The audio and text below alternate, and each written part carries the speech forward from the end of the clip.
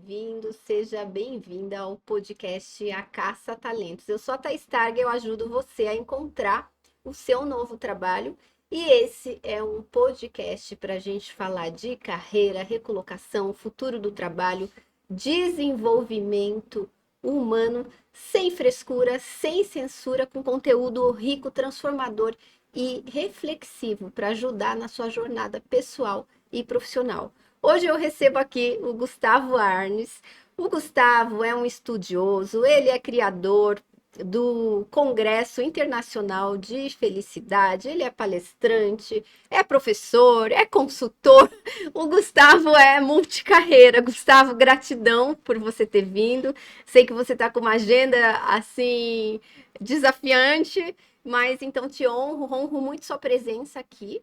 E hoje a gente vai falar do tema espiritualidade e felicidade. Felicidade é a temática, é a área de estudo, objeto de estudo aí do Gustavo. E hoje a gente vai falar de muita coisa. Então vem comigo, desliga tudo aí, porque realmente esse episódio ele está incrível. Gustavo, te apresentei rapidamente, né? Nem combinei com você como que eu apresentava, que título eu trazia.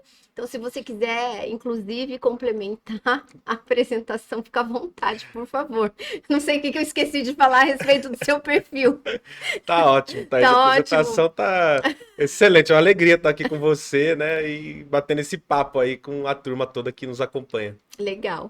Ô, Gustavo, e conta aqui pra gente como que você começou a estudar felicidade, como que surgiu também a ideia do congresso, que foi um movimento que já começou grande, inclusive já estive foram 3 edições, Foram né? quatro. Quatro, então eu já tive nas 4, que a última eu me lembro que a gente conversou e tal, sentei na frente ali e tava um ano melhor que o outro. Conta como que tudo começou. Legal. Bom, eu tava em 2013 em São Paulo, num evento na Uhum. HSM, participando da feira, né? E na época eu era diretor de ensino à distância de um curso preparatório para concurso público aqui em Curitiba. Então a gente estava lá na feira, né? E além do evento ser bastante denso, a gente ainda tinha muita reunião nos horários de intervalo. Era assim uma programação bem extensa. E eu lembro que devia ser, acho que o segundo dia do evento. E depois de muito tempo, eu lembrei disso, porque eu tava numa área da feira, lá naquela Expo em São Paulo, que é gigantesca. Eu tava numa área que não era uma área onde tinha muita coisa pra gente. E era um horário também que era um horário que eu já devia ter ido embora. Então depois eu fiquei muito tempo pensando o que eu tava fazendo lá, né? E eu lembrei que eu tava indo embora nesse dia. Quando eles anunciaram que ia ter uns canapés, assim, numa outra parte, numa outra asa, né? Falei, puxa, tô morrendo de fome, né? Uma Vou sair boca livre, daqui, né? vou pegar trânsito. Eu vou lá comer alguma coisa, depois eu vou embora. Então eu fui lá atrás de Te comida. pegaram pelo estômago. Exatamente isso que aconteceu. E aí, quando eu cheguei lá, eles abriram a porta de um auditório que eu não tinha acesso. E o ingresso lá era uma fortuna mesmo.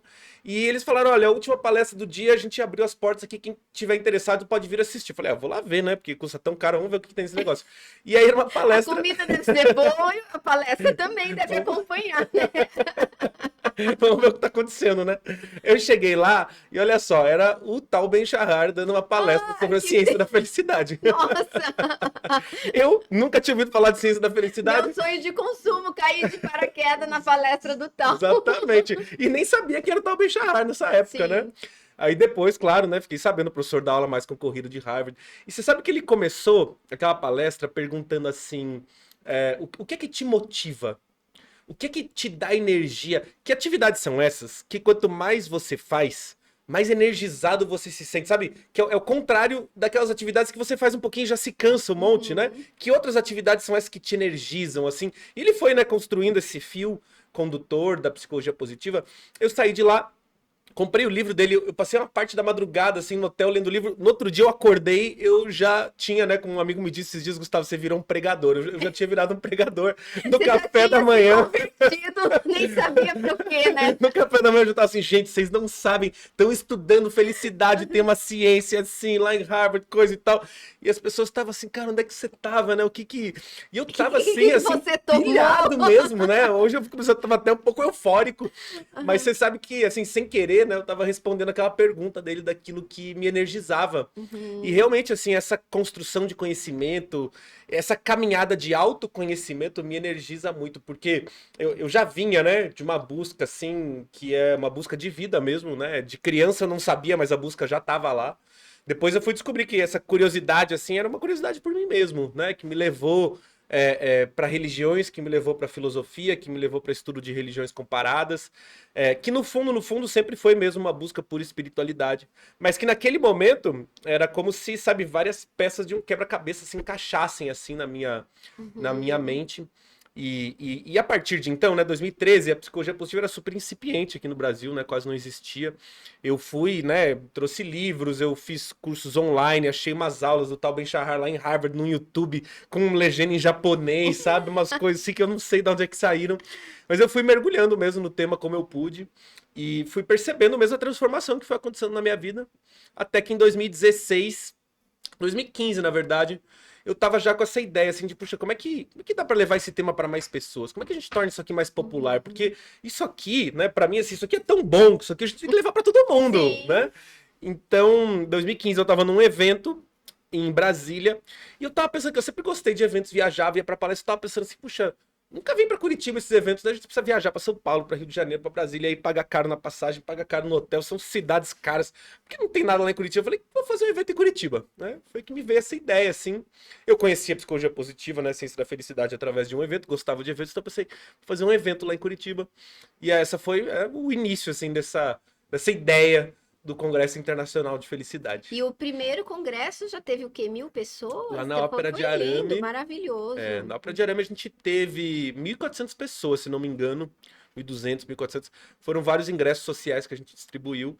E naquele ano, veja, eu não imaginava, né, que minha vida fosse se encaminhar por esse lado. Então, o evento naquele ano foi beneficente ainda. A gente doou aí mais de 100 mil reais para diversas instituições que trabalham os temas do autoconhecimento, do bem-estar, porque por bem-estar, hoje, né, felicidade, a gente vai entender saúde física, mental, emocional, psicológica, relacional, espiritual. Então a gente buscou, assim, algumas instituições que fizessem esse trabalho mais integral, né, no olhar do ser humano para fazer essas doações.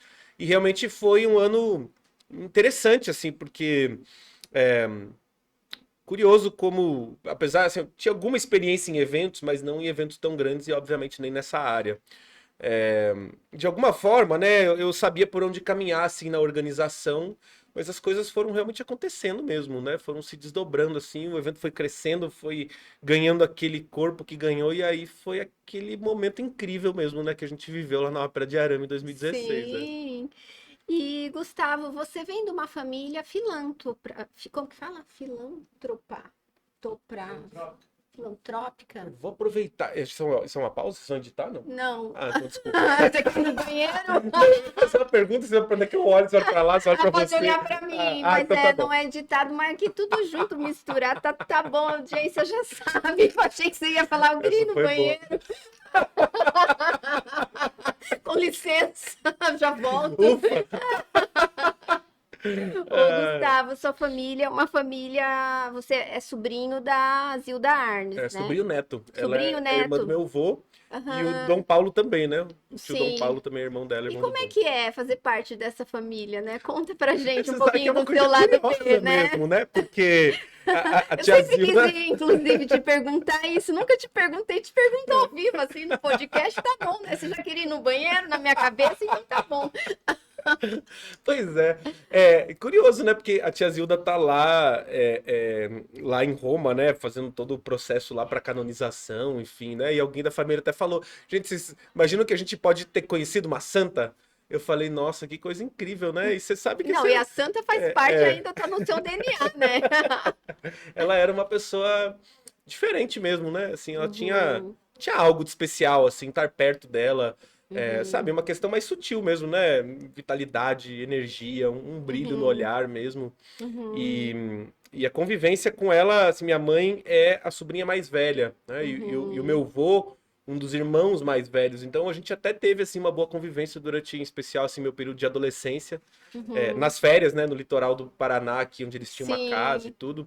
Então a gente acabava se encontrando e era realmente, assim, algo especial. Pra mim, sempre foi curioso, assim, né? Porque desde criança, onde eu ia, as pessoas perguntavam assim, mas você é Arnes, parente de... né? E aí citavam alguém. Desde do vô, que foi reitor da PUC até depois, né? O Uhum, tio Flávio, que entrou pra política até, enfim, toda uma família muito de professores. Então, sabe, uhum, na escola, muitas pessoas tiveram aulas com alguém da minha família. Então, mas pra mim, nunca foi um peso, assim. Sempre foi uhum. um motivo assim de orgulho e também sempre uma forma de pensar assim, puxa, eu preciso andar na linha aqui também, né? Porque depois, né, Preciso honrar o tem um nome, nome a né? ser Uhum. honrado mesmo, né? Então acho que essa questão mesmo de honrar a raiz também é algo que fez parte assim da minha vida desde o início.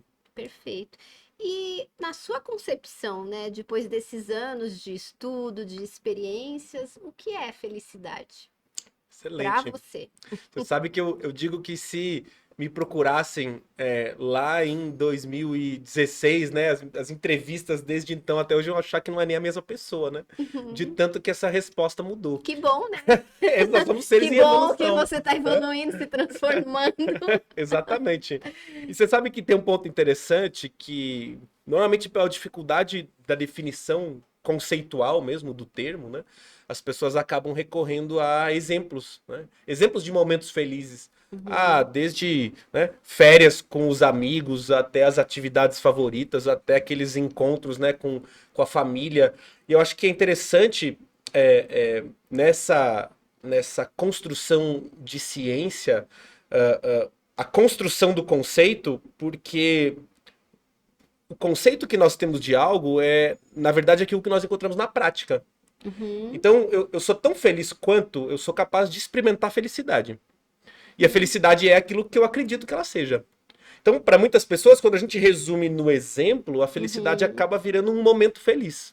E o uhum, grande trabalho da ciência, eu acredito nesse momento, é trazer para as pessoas essa nova noção de que a felicidade ela vai para além dos momentos felizes. uhum, Então, desde as descobertas da neurociência, e daí já entrando na tua pergunta das definições, né, o professor Richard uhum, Davidson que vai dizer que a felicidade é uma habilidade e que, uhum, portanto, pode ser construída, pode ser aprendida, pode ser desenvolvida e é, né, um grande ponto de transformação assim dentro da ciência.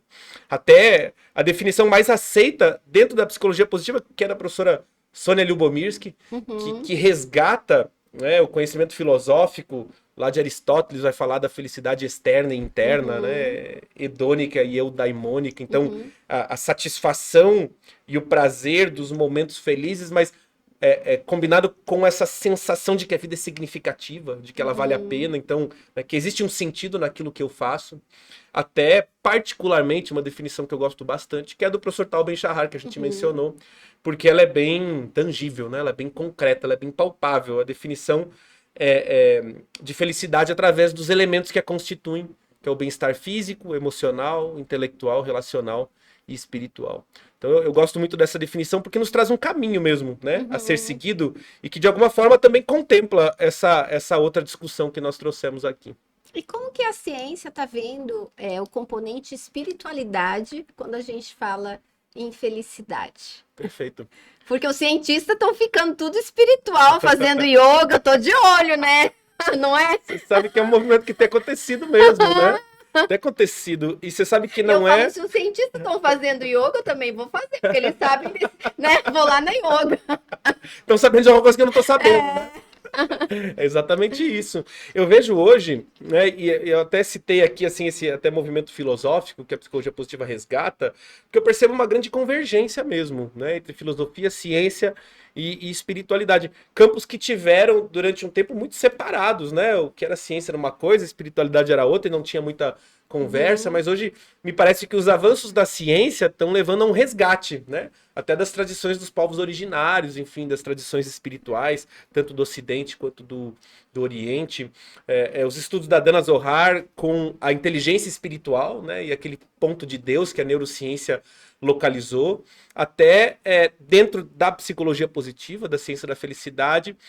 Para o professor Tal Ben-Shahar, esse componente do bem-estar espiritual, ele vai para além da religiosidade ou da crença em Deus. Porque dentro da ciência, né, dentro desse aspecto, quando se fala em bem-estar espiritual, está se falando exatamente do sentido que nós damos a nossa existência e do significado que nós fazemos naquelas pequenas coisas do dia a dia, né? Então são esses dois olhares, né? O sentido macro e o significado no micro, que para quem é religioso, existe aqui uma conformidade, né? Para quem crê em Deus, existe aqui também uma conformidade. Então, é claro que religião e crença no divino se acoplam aqui ao bem-estar espiritual, mas para aqueles que não têm, né, uma religião ou que não creem em Deus, é possível buscar o componente do bem-estar espiritual através do sentido e do significado. Dentro de um outro tema da psicologia positiva, que são as virtudes e as forças de caráter, né? A espinha dorsal da psicologia positiva está construída sobre esse tema, onde está todo enquadramento teórico, científico, realmente. Uma das virtudes estudadas é a da transcendência. E debaixo dessa virtude da transcendência está a força de caráter da espiritualidade, que todos nós temos, alguns de maneira mais acentuada, né, mais natural do que outros, e realmente para alguns a busca espiritual é algo muito proeminente, para outros nem tanto, e nesse caso se compreende, né, através desse estudo. Agora, eu não deixo de achar incrível, né, que tenha uma ciência estudando transcendência, conceituando espiritualidade, conceituando o que é então esse contato com o divino, que é algo assim realmente maravilhoso, e cujos conceitos vão tocar lá naquelas raízes ancestrais mesmo de budismo e de outras filosofias e tradições espirituais. É possível uma pessoa ser alguém ateu e que tem espiritualidade? Se a gente entender a espiritualidade como essa esfera de sentido e significado, é possível. Porque mesmo que a pessoa não tenha crença em Deus, ela encontra significado para sua vida. Aliás, eu quero te dizer assim que dentro dessa ideia espiritualista, né, vamos pensar assim, que vá para além da crença de que o mundo é apenas matéria, mas que não necessariamente vai nos trazer uma recompensa em qualquer outro lado. Porque se a gente faz o bem apenas esperando ser recompensado em algum momento futuro, né, nós estamos aqui simplesmente esperando recompensa, nós estamos fazendo o bem pelo bem. Para aqueles que são ateus e fazem o bem, eu acho uma busca até muito mais nobre, né? A pessoa não está fazendo isso por uma recompensa, ela está fazendo porque ela acredita que realmente é o que deve ser feito. Então, é de uma espiritualidade muito bonita. Sim, sim, concordo. E você é uma pessoa espiritualizada, claro, né? Mas você tem alguma religião? Como são suas práticas? Onde você busca aí essa transcendência? Perfeito. Eu venho de uma família muito católica, né, e cresci mesmo nesse ambiente, estudei numa escola católica, então, né, passei aí por todos os sacramentos. No Colégio Marista, onde eu estudei, existia um forte movimento ligado a grupos de jovens, né, do qual eu também fiz parte assim durante muitos anos, que para mim foram momentos muito importantes, assim, inclusive de caminhada. E eu de criança lembro de gostar de ir na missa mesmo, assim, era algo que eu realmente curtia mesmo ir. E eu senti já na adolescência que quando eu não alimentava esse lado meu, parecia que alguma coisa faltava mesmo, né? Parecia que ficava uma lacuna vazia. Então, eu fui entendendo a importância desse caminho para mim, pelo menos, né? Porque eu entendi que isso era para mim também, não era para todas as pessoas assim, necessariamente, não, e nem tão forte quanto para mim. Mas com o tempo também, os dogmas da igreja, né, começaram a me deixar um pouco desconfortável. E eu fui buscar respostas em outras religiões, e passei pelo espiritismo, e passei pelo budismo, e passei por outras filosofias e tradições espirituais, enfim, tentando buscar assim as minhas respostas. E eu fui, né, achando interessante como até as tradições eram muito similares, né? Se você pegar o cristianismo, mas se você pegar a tradição egípcia, por exemplo, você vai ver que tem muito, o hinduísmo, né? Mesmo que é panteísta, ainda tem uma trina divindade. Então, sabe, são muitas similaridades que me levou a estudar, né, religiões comparadas e perceber que realmente estamos todos falando a mesma língua, né? Todas as religiões estão falando assim, uma mesma língua que tem por essência uma mesma base, né? A base do amor, e que nos levam a esse caminho de desenvolvimento. Então, com isso, para mim, assim, eu gosto de todas as religiões, né? Eu consigo perceber que existe, assim, verdade em todas elas, mas sem me apegar a nenhuma delas, criando uma prática, assim, talvez mais ecumênica mesmo, né? Eu particularmente gosto muito do budismo pelas questões mais práticas do dia a dia mesmo, né? Como você mencionou, a yoga e até meditação, que me fazem realmente muito bem, né? Como práticas, então, que eu sigo com bastante rigorosidade. Legal. E o que que mudou na sua vida depois que você se apaixonou aí pela psicologia Ah, positiva? muito bem. Gustavo, antes e depois, hein? Tu não sabia. Abre o coração aqui. Puxa, você sabe que foram transformações tremendas mesmo, né? Até de uma vivência mais prática da espiritualidade, que para mim, Uhum, talvez até essa época fosse muito mais conceitual e mental do que hoje. A psicologia uhum, positiva é uma ciência prática, né? Uma ciência que sim. te convida a fazer as suas transformações pessoais. E nesse sentido, as minhas práticas espirituais também foram ganhando força e realmente isso acabou transformando a minha visão de mundo, que eu acho que é a grande transformação que a própria ciência da felicidade propõe, realmente, porque quando nós vamos elaborando esses conceitos internos do que é felicidade, do que é uma vida feliz, e é realmente assim, sendo educados no tema, né? Porque mesmo a ciência emocional, né? A inteligência emocional é o que a gente não aprendeu de escola, né? Nomear o que nós estamos sentindo, reconhecer o que nós estamos sentindo, Uhum, lidar com aquilo que nós estamos sentindo é algo que nós não fomos ensinados, né? Então, esses aprendizados vieram me auxiliar realmente a um equilíbrio na minha saúde física, na minha saúde mental, emocional, a encontrar assim novas peças de relacionamento e assim muito especificamente, né, minha família com a minha esposa, com a minha uhum, filha, mas também, né, o Gustavo como filho, o Gustavo como irmão, o Gustavo como amigo e a partir dessas transformações realmente mudou tudo, né? Porque hoje a minha própria vida profissional ela está uhum, ligada ao congresso, às uhum, aulas, às palestras, ao contato com as empresas. E é interessante porque eu digo isso nas palestras, que é importante, né, para as empresas, por exemplo, que querem fazer um trabalho no bem-estar do colaborador, que de alguma forma isso se transforma em cultura. Porque a pessoa precisa estar num contato frequente com esses temas e com essa temática para que isso fique vivo. Então, uhum. durante a pandemia, logo no começo da pandemia, vi ali, né, várias empresas se dedicando a fazer álcool gel, produção de máscara, doando para o hospital, esse tipo de coisa. E eu pensei, puxa, o que eu posso ajudar de alguma forma, né? Se eu for para o hospital, eu vou mais atrapalhar do que ajudar, né? Então, o que eu posso fazer? Eu pensei, puxa, esse tema nunca foi tão importante. Então, eu Uhum. coloquei para mim, né? Naquela época, eu ia dizer sim para todo convite que eu recebesse para falar sobre o tema. E eu acho assim que nesses 2 anos foram, quero dizer assim, talvez 400, 500 lives, entrevistas, participações em Nossa, tudo programas. Teve dia isso. que eu cheguei a fazer 5 lives, só para ter Hum, uma ideia, né? Além das aulas fixas, palestras e coisas, porque realmente, né, eu percebi que falar sobre esse tema, né? O conhecimento auxiliava as pessoas, mas auxiliava sobretudo a mim mesmo, né? Porque falando sobre o tema isso ficava vivo em mim. Então eu hum. desligava uma live, quer dizer, eu estava muito mais apto a lidar com uma certa impaciência ou irritação que surgisse em casa, por exemplo, né? Não vou desligar uma live aqui falando sobre felicidade e brigar com a minha filha e com a minha esposa, não faz nenhum sentido. Então, de certa forma, sabe, para estar lá falando Sim. sobre isso, eu tinha que dar conta dessas questões internas. E aí eu fui entendendo o quanto é importante a prática mesmo. O quanto é importante manter esse tema vivo dentro de si de algum jeito. É o que as pessoas relatam sobre o Congresso. Uhum. Que realmente é um momento de impacto, assim, de grande transformação, mas que é um começo, né? Ou um passo nessa jornada que Sim, precisa ser alimentado ao longo do tempo para que crie raízes mesmo nessa evolução pessoal que nós buscamos. sim, perfeito. E hoje, o que que você vê, né, falando até de felicidade organizacional, o que que tem sido assim, não sei se você tem, quais são as melhores práticas para trabalhar o bem-estar, né, realmente do funcionário, do colaborador, o que que é essencial? Porque tem muita gente criando aí sistemas sofisticados, benefícios caros e É, que no final das contas não agrega tanto, né?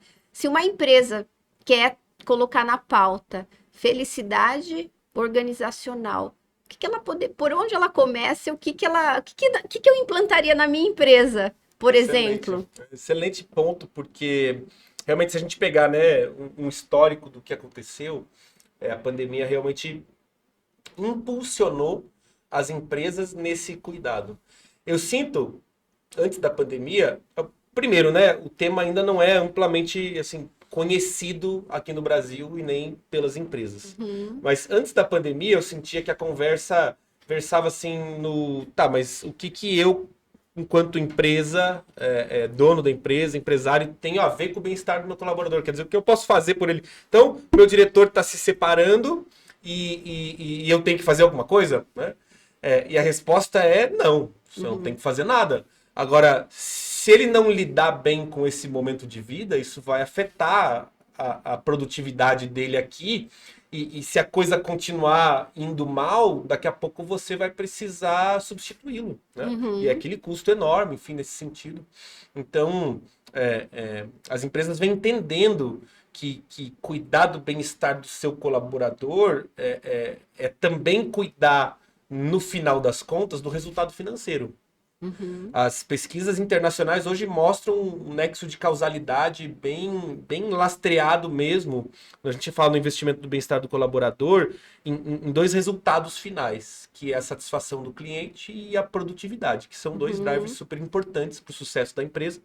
E alguns outros ganhos secundários, né? A redução do absenteísmo, a retenção de talento, que é um super debate, né, dentro do mercado hoje em dia. Além, claro, da questão humanitária mesmo, né? Da gente ter pessoas engajadas no seu trabalho, pessoas que encontram sentido e significado no que fazem, então trabalham satisfeitas. E é lógico, né? A gente pode pensar em diversos exemplos aqui, que isso acontece na prática de maneira muito clara, né? Todo mundo já teve uma experiência de comprar alguma coisa, né?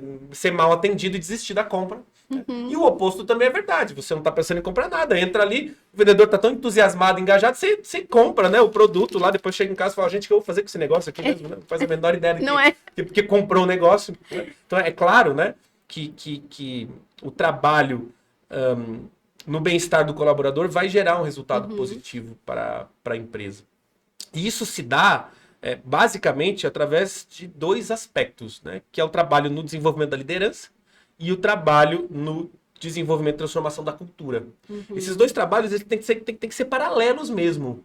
Porque as pesquisas mostram que os mais ansiosos e estressados são os gestores. Quanto mais alto o cargo de gestão, mais ansioso e estressado. E é ele que acaba sendo o fator gerador de estresse e de ansiedade dentro das empresas. Então, eu já cansei de passar por empresas que estão oferecendo meditação, que estão oferecendo yoga, que estão oferecendo serviços, né, de atendimento psicológico, e aí a reclamação é, puxa, mas ninguém utiliza. Mas você, gestor, está fazendo o quê? Você está dando um tempo para o seu colaborador realmente utilizar o serviço? Ah, não, eu não tenho tempo, eu não vou. Né? E é claro que então o colaborador olhando para o líder vai entender assim, não, melhor não ir, porque se ele não vai, quer dizer, vai pegar mal para eu estar lá. Então, realmente, assim, o desenvolvimento da liderança é muito importante. E é claro que é essa liderança que vai afetando a cultura. E aí, é claro que, né, os benefícios, eles são bem-vindos, mas eles não resolvem o problema. Sim. Realmente, uma mudança estrutural de cultura, a gente está falando, né, para dar um exemplo, da construção de um ambiente de segurança psicológica, onde as pessoas têm um lugar para se expressar o que elas estão sentindo.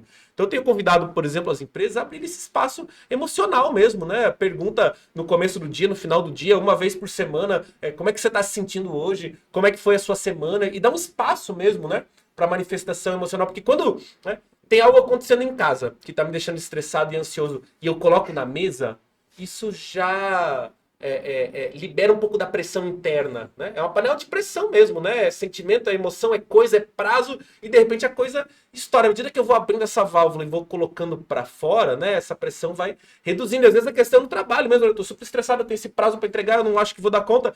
E aí a empresa vai se mobilizando em torno disso, né? Quando eu entendo que você está passando por uma dificuldade em casa, muda, né, a nossa forma de relacionamento. De repente a pessoa expõe uma dificuldade com prazo, outras pessoas já se prestam a ajudar. Então, os resultados de uma ação tão simples, né? Tão simples como essa, têm sido bastante, né, interessantes. Agora, a gente não pode trazer também assim um hall inteiro de dicas, né? Do que fazer, porque acabam se tornando outros benefícios. Cada empresa é uma empresa. Sim, claro. Hoje a ciência entende, né, todos esses atributos que eu trouxe aqui como uma construção possível, mas que realmente a empresa precisa fazer um diagnóstico interno do que faz sentido para si naquele momento. E hoje, o que você tem sentido? A pandemia melhorou os ambientes ou piorou? O que você percebe, assim? Eu vejo que muitas pessoas estão solitárias, né? Até na Tetarga, a gente está em home office ainda, a gente conversa, às vezes, falando de questões pessoais, de desafios, e às vezes eu me sinto falando muito mais da minha vida pessoal, desabafando ali. Sim. Mas, por outro lado, eu entendo que talvez eu precise desse espaço mesmo. Como eu não falo com muita gente, ali tô sempre no meu mundinho, não tô socializando, não tem mais o cafezinho e tal para contar como que foi o perrengue do final de semana. Então, eu acabo falando mais, verbalizando, e vejo que muitos profissionais estão sofrendo uma pressão extrema e, e, e alguns profissionais perderam esse espaço, né, de descompressão. Às vezes você tinha seu futebol, a cerveja com os amigos, né, a saidinha ali no final de semana, não tem mais isso, socialização tá mais precária e acaba não tendo espaço de cafezinho ali dentro da organização, né, guardando tudo para si. Então, o que que você vê, assim, no mercado acontecendo? O que que a pandemia trouxe Esse é o nesse grande ponto quesito? mesmo, né? Esse ponto que você tocou.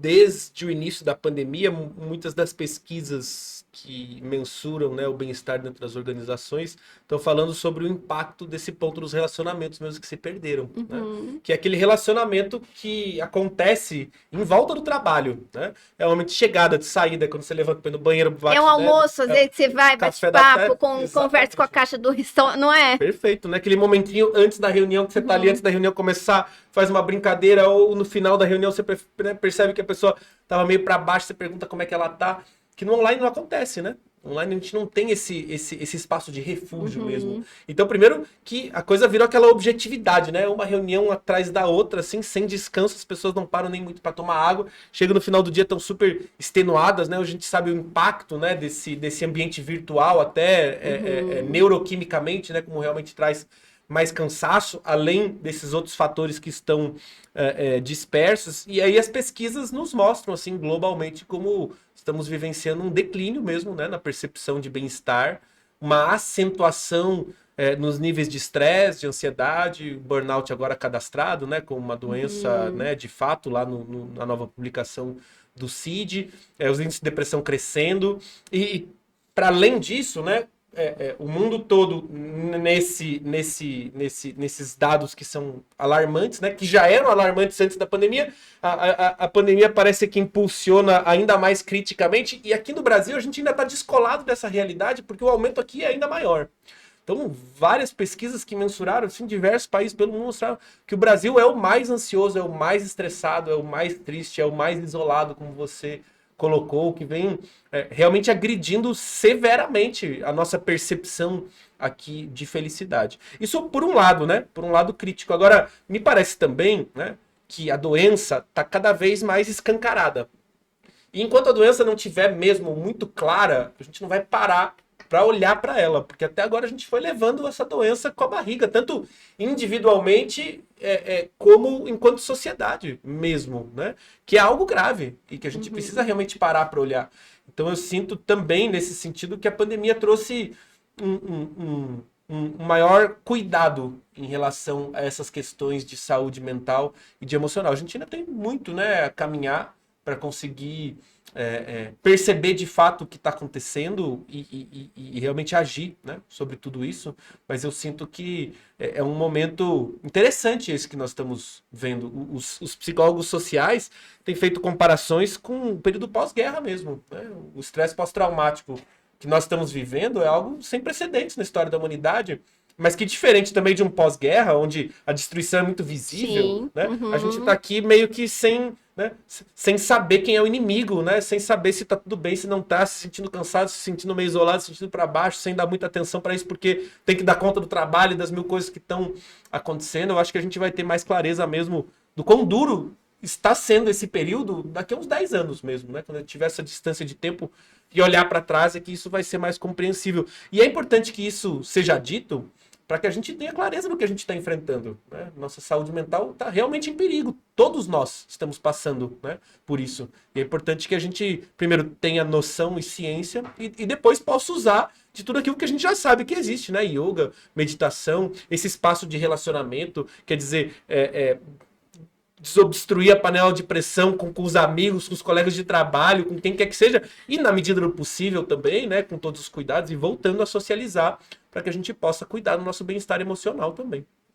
Ok. E quais são os pilares da felicidade? Legal. Acho que você já falou de espiritualidade, relacionamentos, né? Tem também a questão do exercício físico, das Sim. práticas mais saudáveis. Assim, para quem está começando aí, né? O que Perfeito. muda na vida para ser mais feliz? Perfeito. O que eu faço? Muito Quero bem. me tornar uma pessoa mais fazer feliz, hoje, né? né? O Porque que eu faço? é- O que eu posso mudar, colocar aí na minha vida? Práticas para inserir, práticas de repente para tirar. O que você acha, às vezes, até dessas comparações de rede social, né? Que a gente fica sempre olhando a grama do vizinho. Muito bom. A gente podia pegar, assim, dentro de diferentes teorias, né, diferentes ideias de pilares, mas eu gosto de dizer também, né, se a gente for buscar, por exemplo, o modelo lá do professor Martin Seligman, né, que é o criador da psicologia positiva, enfim, ele vai ter um modelo com pilares, com nomes diferentes, por exemplo, do Tal Ben-Shahar, mas que, em essência, querem dizer a mesma coisa. E eu acho isso ótimo, porque se a gente tivesse, né, o monte de pilar, né, o que eu faço agora, né? Vou atrás de qual teoria? Sim. Então, no fundo, tendo uma mesma essência, a coisa fica toda mais fácil. Eu gosto mesmo, né, dos pilares que o professor Tal Ben-Shahar propõe, porque propõe um caminho prático mesmo, Sim. né? E a gente não precisa pegar nessa ordem, mas os cuidados com o bem-estar físico, eles são os mais básicos mesmo, né? Eu estava vendo ainda recentemente uma pesquisa da Associação Brasileira de Sono, mostrando, né, que no ano de 2021, parece que 37% dos brasileiros relataram problemas de sono. É muita coisa, né? E a gente sabe que problemas de sono podem levar a depressão e outras tantas doenças, então, quer dizer, estamos dormindo mal mesmo. Sim. Né? E dormindo mal, puxa, os relacionamentos vão ficar mais delicados, porque a gente tem menos paciência, né? A gente fica, né, mais irritado ou irritadiço, irritável, assim como os cuidados com a saúde mental vão se tornar mais difíceis. A gente sabe que mais cansados é mais difícil até resistir, né, às tentações da alimentação. Então, sabe, vai entrando mesmo num ciclo vicioso, assim, que vai ladeira abaixo. Então, cuidado com o sono, com a alimentação, com o exercício físico, é realmente a base, né? E eu gosto de apontar esses três, porque eles são muito concretos mesmo, né? Porque senão a gente fica nesse devaneio, assim, puxa, mas para ser mais feliz, então, o que eu posso fazer? Sabe, não é nada de abstrato, né? Cuidar do bem-estar físico é muito concreto mesmo, né?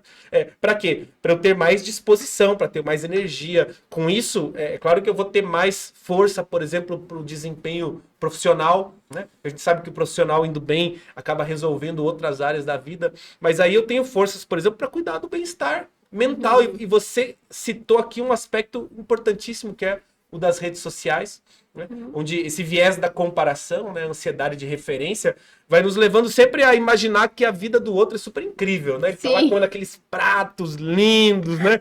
De férias lá não sei onde, eu tô aqui isolado em casa, né? Comendo arroz, feijão, e o meu, né, o bife, frango, peixe, que tem que ser todo dia, né? Mas a coisa. Eu tô comendo ovo mesmo, porque eu não tô comendo carne. Perfeito, é isso mesmo. Não é? E a gente vai se comparando, né? Mesmo que inconscientemente, e achando que a nossa vida está sempre sem graça, né? Hoje tem pesquisas que mostram, em especial na adolescência, como o número de horas nas redes sociais impacta diretamente no bem-estar. Quanto mais tempo de rede social, menor o bem-estar. Ainda mais, né, nessa época da vida em que nós estamos tão mais suscetíveis a essas comparações, né?